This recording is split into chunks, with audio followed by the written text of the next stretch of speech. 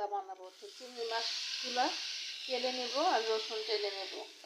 কাঁচামরিচ দিয়ে বানাবো, তো কাঁচামরিচগুলো এভাবে টেলে নেব।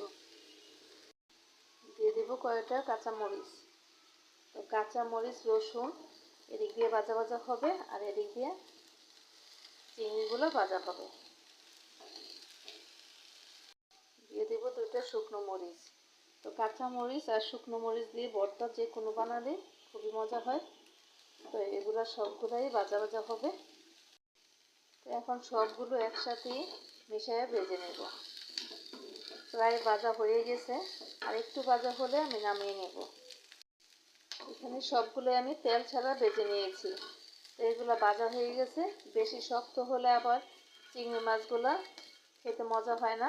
তো এই যে হালকাই ভেজে নিলাম। তো এখন আমি ভর্তাগুলি বানিয়ে নেব। এখন লবণ দিয়ে এগুলো বেটে নেব। কাঁচামরিচ আর শুকনো মরিচ একসাথে ভর্তায় দিলে মজা হয়। তো এগুলো আগে বেটে নিব। বাটা হয়ে গেছে, এখন চিংড়ি মাছগুলো বেটে নেব। এখন এই চিংড়ি মাছগুলো বেটে নেব। এগুলাকে ভালো করে বেটে নিতে হবে। এগুলোর মাথা না ফেলে আমি বেজে নিয়েছি, যাতে কাটা না লাগে, সেজন্য মিহি করে বেটে নিতে হবে।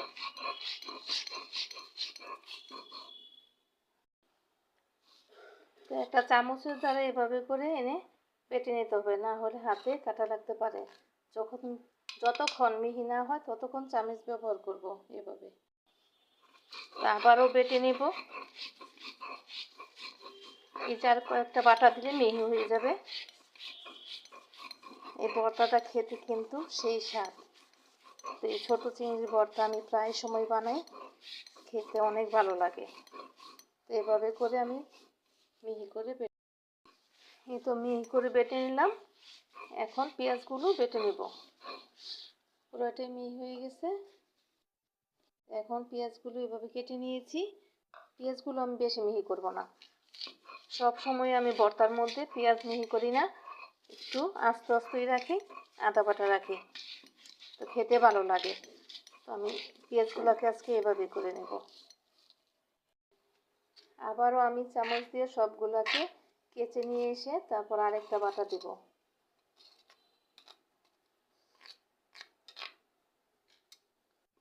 তো আরেকবার সবগুলোকে একসাথে এভাবে করে হালকা করে মিশিয়ে নেব।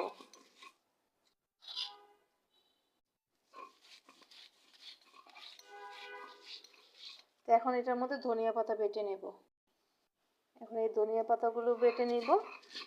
ধনিয়া পাতাটায় ভর্তার স্বাদ আর একটু বাড়িয়ে দেবে। সবগুলো একসাথে আবার আমি মিলাই নেব।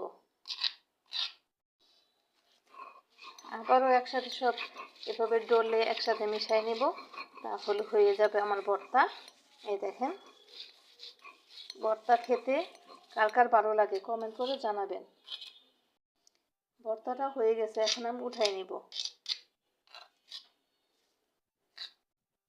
আজকে আমি হাতে ধরি নাই, পুরোটা চামচের সাহায্যে আমি ভর্তাটা বানিয়ে নিলাম।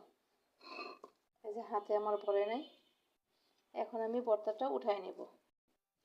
এখন আমি ভর্তাটাকে হাতে উঠাই নেব। তো আপনাদের কাছে কেমন লেগেছে ছোট চিংড়ির ভর্তা কমেন্ট করে আমাকে জানাবেন। আর আপনাদের কার কার পছন্দ সেটাও জানিয়ে যাবেন, যে চিংড়ি মাছের ভর্তা খেতে কেমন লাগে। খুবই মজা, আপনারা তো জানেনই। তো আজকের মতো এখানেই। আল্লাহ হাফেজ, সবাই ভালো থাকবেন।